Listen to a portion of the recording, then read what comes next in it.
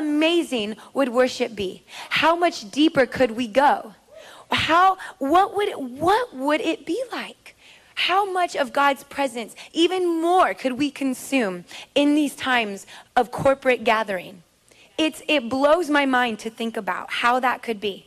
I have a well inside of me. There's a constant pouring in and a constant pouring out.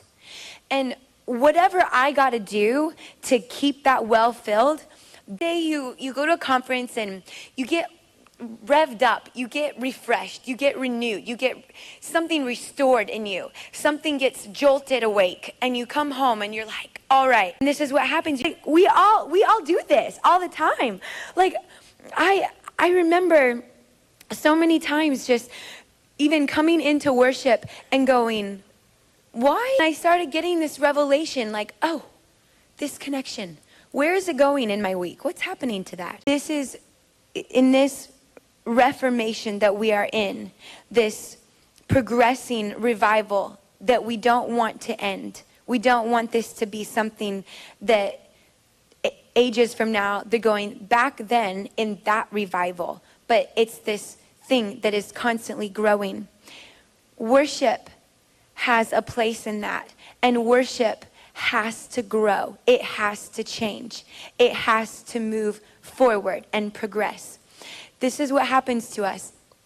We go through our week and we have life. We have jobs, we have kids, we have families, we have friends, we have our bad days, our good days, we have school, we have lots of things going on.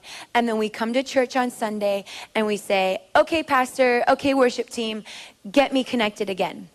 And the worship team sings their 2 or 3 fast praise songs. Then they sing their kind of 2 or 3 kind of in between songs. And then they do like the more intimate songs. And we got to start off with this way and we got to do it this way because we got to get everyone in and we got to get people reconnected.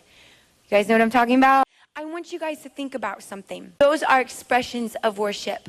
Worship cannot be confined to a box. Worship is simply our connection to Him. The songs, the dance, the painting, the singing, all of that are expressions of worship. But worship, simply put, keeping it out of the box, is just this connection that we have to God. We go through our week and we have life. Imagine what would worship be like if everyone corporately came in already connected, ready to go, saying, I don't need a song to get me connected again. I don't need anyone to do anything to conjure something up inside of me because I fought all week long for this connection because it is the most important thing in my life. My heart is offended. My heart is offended and I can't get to a deep place with God because I'm hurt and I'm offended. This thing will eat us alive if we allow it to. I deal with this all the time. Every day in my life, I deal with this. This is like the battle of my life. Dealing with it is an amazing thing to be able to come to God and say, God, you know what? I don't need the answers because more than I want answers, I want you.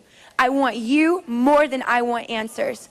What would our worship be like if we could even get there? Because how many of us are in that place? Some of us are there and don't even know it. We're going, gosh, why can't I get deeper with God? Why can't I have a more connected relationship? Why don't I feel something? Maybe there's a place in your heart that's had an offense, that's pulled back as a natural reaction. I got hurt, I got burned, ouch, ouch. I pull back. Imagine what would worship be like if everyone corporately came in already connected, ready to go, saying, I don't need a song to get me connected again. I don't need anyone to do anything to conjure something up inside of me because I fought all week long for this connection because it is the most important thing in my life. How amazing would worship be? How much deeper could we go? What would it be like? How much of God's presence, even more, could we consume in these times of corporate gathering? It blows my mind to think about how that could be. I have a well inside of me. We all do. We all have this well inside of us.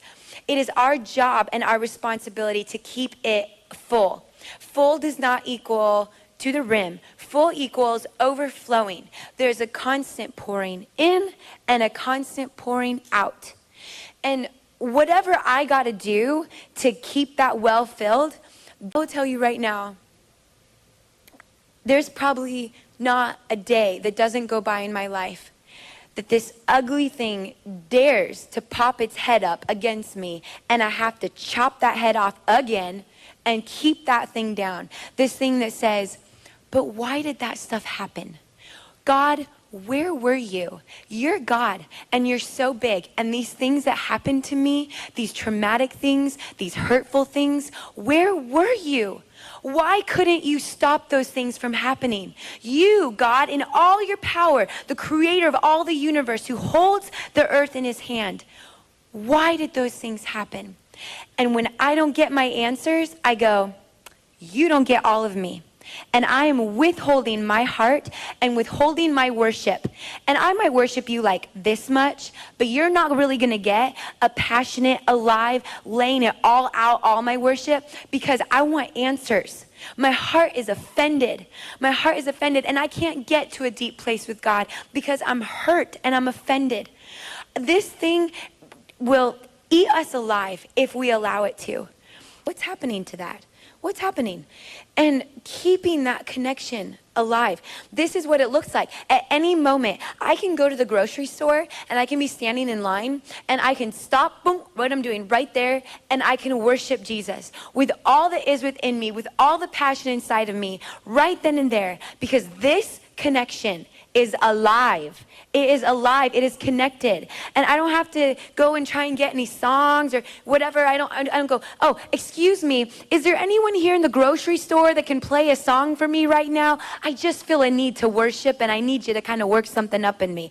Like, no way. Like, I want this connection alive. I want to see a church where people come and they are like, I am connected. I'm ready to go. And I don't need songs or this or that. And I'm not trying to say songs are bad. I'm not trying to say we don't sing songs. I'm just trying to say, what would it be like if we come already connected?